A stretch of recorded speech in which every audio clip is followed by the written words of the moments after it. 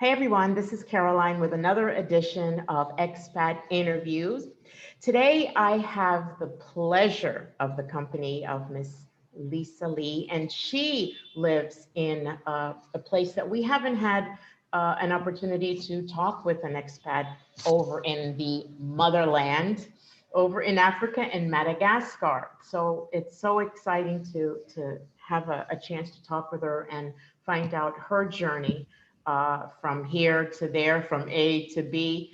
Thank you, Lisa, for joining us. Nice to have you. It's a pleasure. Thank you. So, as I said, we have not had the pleasure of talking with an expat who made it to Africa. Tell us about your journey. Now, you're from the United States and you made it to Madagascar. What was your transition like? Well, I was born in Michigan in Ann Arbor, raised in a suburb of Detroit. I spent 30 years there, then 30 years in California. And as I was getting older, I was working in the IT industry. It was getting harder and harder as you get older to get the kind of jobs, making the kind of money you used to making when you were younger and after the dot-com boom. And it was getting to be more and more of a struggle. And I just wanted to live a simpler life. And at some point, I just decided that I'd had enough. It was time to just let go and sell my house and move. I guess it was a series of events, of things that happened, and you just kind of watching how all the things are falling into place. And you said, you know, I think the universe is sending me a message. I think it's time for me to leave. So I had planned to spend some time in Madagascar, but I was never going to live here permanently because I had my eyes set on Ghana and Senegal and all Tanzania, all the sexy African countries that everybody's flocking to. But Madagascar was where my Lees are from. My grandfather's grandfather's grandfather, William Lee, was Malagasy. So I said, well, let me just join the Peace Corps. I was 60. I'll spend 2 years in Madagascar. And then when I'm done there, then I can go off and explore the rest of the world. But I fell in love with Madagascar. And the thing I think that's most interesting about it is from an American standpoint, when you look at Madagascar, you see the first thing you see is one of the world's poorest nations. You're like, oh, I don't want to have anything to do with that. And what you don't realize until you get here is that I have all the comforts of home. I'm sitting here in my American style apartment with Wi-Fi and electricity and running water. I even have a flush toilet, you know, in a middle class neighborhood. And I'm living a wonderful, wonderful life. And yes, it's a very poor nation, but that means that my American dollar for my Social Security pension, that's less than $2,000 a month, goes a really, really long way here. So I'm still living simply. And because the cost of living is so low, it gives me the opportunity to be very generous and help people around me. And with Christmas coming, I'm thinking about there's an orphanage literally on the next street over from me. There are 15 kids there, 9 boys and 6 girls. The youngest is 3, the oldest is 17. And I just discovered them just a few weeks ago. One of my friends has been doing work with them. So now I've got to come up with 15 Christmas gifts for these kids. And when I did a tour of the orphanage last week, and I saw that a lot of the mattresses that they're sleeping on, the foam mattresses, are just bare. And others are covered like with a blanket. You know, it's hot. This is Majanga. We're hot 90 degrees year round. So sleeping on a blanket is going to make it even hotter. So I'm going to make them each a fitted sheet with a matching pillowcase and a matching toiletry bag full of all the toiletries and things that they need, and candy and all that stuff. But, you know, we're running out of time. Christmas is coming really quickly. So I've just got a lot to do in the next few weeks. Wow, that is so so you amazing. asked about the transition. I'm sorry, I rambled. Yes, you asked about the transition. Well, the thing was, since I came over with Peace Corps, you don't really get a chance to even think about the transition, because with Peace Corps, you hit the ground running. The first 3 months, you're learning the language and you're learning how to teach. I was teaching English. And then after that, They take you to your site, drop you off, and say, okay, see ya, we'll be back in a couple of years. And you're on your own. So if I had come here on my own, maybe I could have contemplated how different my life was. But I didn't get a chance to think about it because you got to do, you got this assignment, you got to, and you got to learn the language, and you got to do this, and you got to learn how to eat food. And, it was just so much going on. Um, my life was very full and very busy. Does that answer your question? Of course, sure.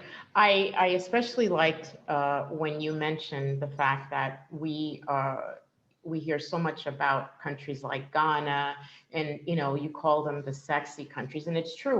We only hear about the mainstream countries, and Right. I mean, Africa is a huge continent. There's so many countries to consider, and really, I think it brings us to, when you're thinking about expating, where do you feel most comfortable? I mean, what kind of lifestyle do you want? Do you want to live in a glamorous, touristy place, or do you want to just live a comfortable life? And how happy do you want to be? And where is your happiness? So I feel like that's such an important thing that you just said.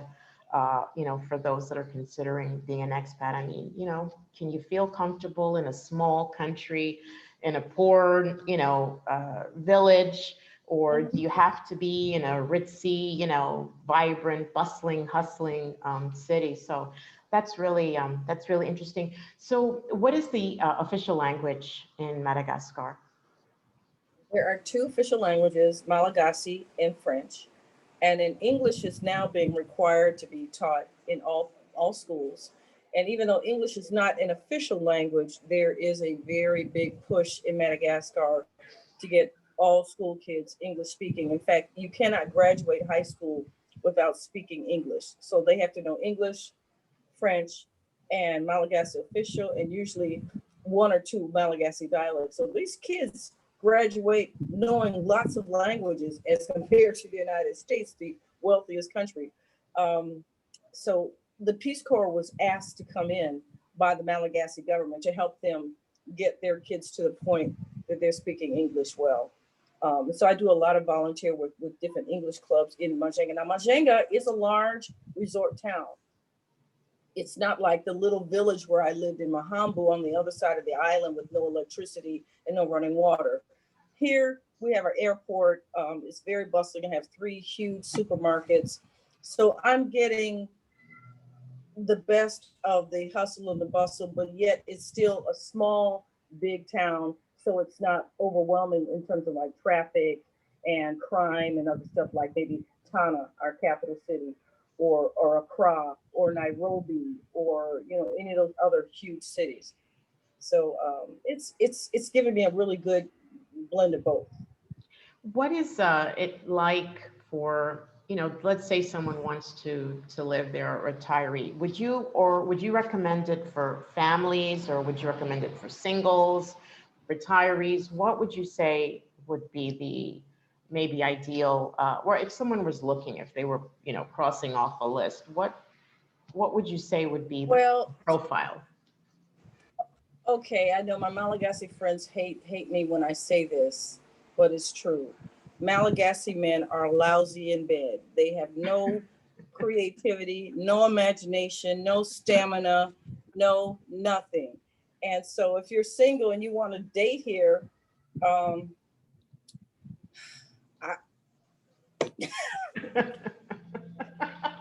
Okay, check. then you bring your love with you. Okay, that might be better because see, my plan was that I would just be here and maybe spend 4 months a year in Ghana because Ghana has a large Black expat community. I said, oh, I can find a couple brothers from the States who are widowers and divorced who still got a toolkit that's working and still know how to use it. And I can, get my groove on, knock out some cobwebs and then come up back to Madagascar. And then COVID hit. So now our borders are shut down since March and I can't leave. And yeah, my love life is like nothing right now. Absolutely. But the private schools are excellent. The private healthcare is excellent. I think for retirees, for people that have a lot of like chronic health issues, Madagascar has excellent health care if you can afford to pay the private fees. And as Americans, we can afford it. Doctor's visit is like $10. And there's a clinic just 3 blocks from my house that the Peace Corps used to send me to, and they have their labs, they do everything there. They're open 24/7. And every time I go there, it's maybe $30, $40, including the lab work and the medicines and everything. And that's really affordable. But then I'm very active. I'm riding my bike every day. I'm doing yoga. I'm vegan. And I'm just really trying to stay healthy. I've had people say, well, I've had a heart condition, diabetes. Would you recommend it? A lot of people here in Madagascar have heart trouble and diabetes. My point is that you would want to take advantage of the private healthcare system, which is very affordable. And I think it would be a good place to live. Some people don't like living on an island, even though it's a huge island. It's the world's 4th largest island. It takes days to get from one side of the island to the next, but it's still an island. And the fact that COVID has shut us down has been very isolating. U.S. Postal Service, UPS stopped delivering to us months ago. I can get FedEx and DHL, but you pay dearly. My ATM card expired last week, and it's costing me $120 for FedEx to just send me the FedEx envelope just to get my new ATM card to me, and that's the only way I can access, my funds back in the States. But I think it's the people here are just, I'd say Madagascar is a place where magic was born. Every day I see something magical. I see something extremely beautiful, or you see someone just doing, the people are so kind and generous, they're funny. I can literally just show up in anyone's house at any time, anywhere in the country at mealtime, and be invited in for a meal, whether I know them or not. That's my Malagasy culture. They're extremely accommodating. I say I'm vegan, but I have to eat fish once a week when I have lunch with my host family, because my host family from when I was in Peace Corps. If I go by there and everybody else is eating protein except me, oh my God, it'll be a big thing. They'll stop wanting to eat. Like, no, just up. So every Saturday I bring some fish and I eat a little bit of the fish, and then they all eat the rest, and everybody's happy. And one thing you almost never eat with a fork in Madagascar. We use a big tablespoon for everything except pasta. Kidding. And that was when I first came here. And I sat down to dinner at my host family when I was in Peace Corps training, and we sit down with a big bowl and just a spoon, the big tablespoon. And it's funny to see these little babies, they're like 3 months old, trying to learn how to eat. And the spoon is as big as they are. And but they're making it work. That's just the culture. And it makes sense. I mean, why would you eat rice with a fork? Why would you eat a lot of things? It really makes more sense to eat it with a spoon. So now I have like a gazillion spoons and like 2 forks because I never use them. Wow, that's really interesting. It's an interesting. Yeah. So is this home for you? Is this it? Are you? Yeah, what I'm going to do after COVID, I think probably 2022, it'll be safe to travel again. I think people that are traveling nowadays are foolhardy, and it's not worth the risk. Even if you arrive unscathed, you could have infected countless people along the way, and it's not worth it. Stay your ass at home right now. So my plan is 2022 is, I want to go spend some time in Ghana. Stella's got to get her groove on and explore Rwanda and Sierra Leone and Cuba. I've got a whole list of countries I intend to explore, but I'll always come back to Madagascar. Madagascar will be my home base, and I'll just jump around from there. Yeah. So my only other thing now is trying to get my kids to leave the U.S. because my kids are both grown, but my daughter's getting close to retirement.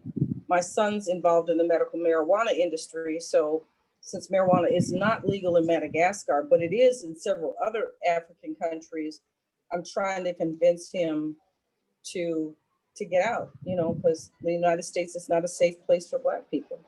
Never has been, never will be. But, they're grim. They got to make their own decision. When Yeah, did you leave the U.S.? When I did you leave? I'm an old expat. I've been out for 13 years. I've been out. Wow. Yeah, I went to Central America first. I lived there for Mhm, 10, and now I'm mhm. in Mexico for 2, going on 3. Oh, wonderful. Yeah, so I've been out for a while. I've been out, and it is it's different, once you've been out for a while and you're so accustomed to living outside of the US. It just seems kind of strange when you go back to visit, you're just like, you almost feel like a foreigner once you go back. No, last year when I finished Peace Corps, I moved to Belize for 9 months. And I did not, Belize was an experience. It wasn't so pleasurable. The racism in Belize reminded me so much of the US. It's just, there's so many expat Americans and expat Canadians, and they just bring their racism with them.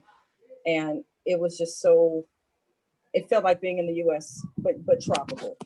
So after 9 months, and I went down there for a love connection from hell. And when that didn't work out, then I just came back to Madagascar. So yeah, I'm looking forward to having been an expat for 10 or 20 years and just say, oh, I left the States back in, way back when, so, but I see so many of these Facebook groups of Black women that are helping other Black women to make the transition. And that just makes my heart sing, because to see this Black female energy, and we're embracing one another, the sisterhood, and say, hey, I don't care where you go. You can go to France, you can go to Iceland. There's a sister up in Iceland. There's Black people everywhere now. And when you look in the expat group, I expected to see Africa, Africa, Africa. And I'm seeing Africa, yeah, but I'm seeing everywhere else too. New Zealand, places where I would never consider moving, because I'm like, you're trading one form of systemic racism for another. But if that's what's fine for you, go ahead. Um, I'm just wondering, so what you're doing, helping other women, thank you. Thank you. Thank you. Thank you. And actually, we do have, I did an interview a few days ago with Jules, that's living in Iceland.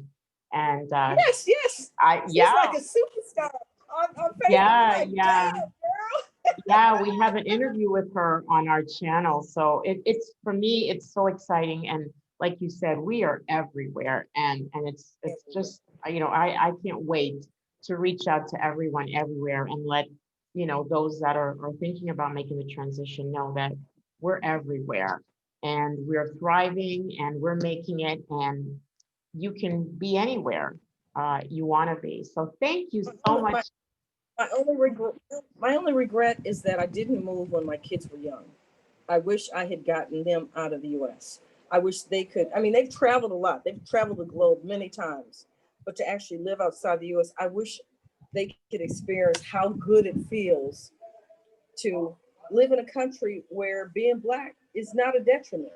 And, and it always will be in the US, but it is what I just wish I had gotten them out. I wish I had, but I didn't. So, Well, the universe has its so time and place. go ahead. The universe has its time and place, and we all, Everything, that's true. yeah, everything has its time. So is there, before I leave you, is there a charity? Is there a way that folks can maybe connect with you if they were interested in learning more about Madagascar, or maybe helping you with donations for one of the wonderful projects that you're working on? How can we connect with you? I am working on a lot of projects, and it's wonderful because I have so many Facebook friends that just, I don't even have to ask for money. I say, hey, I took a bunch of orphans to the beach, and like, oh, they'll just send me money to my PayPal. Lisa at malagasylisa.com is my email address.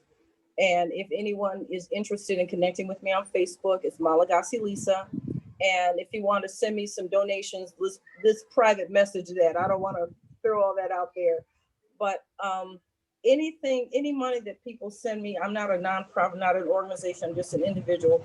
All I can give you is my word as a woman who's living her life in service to others, that any donations I get will be used to help individuals or animals, you know, organizations in need. Because I'm living very simply on less than $1,000 a month. So I don't need any money.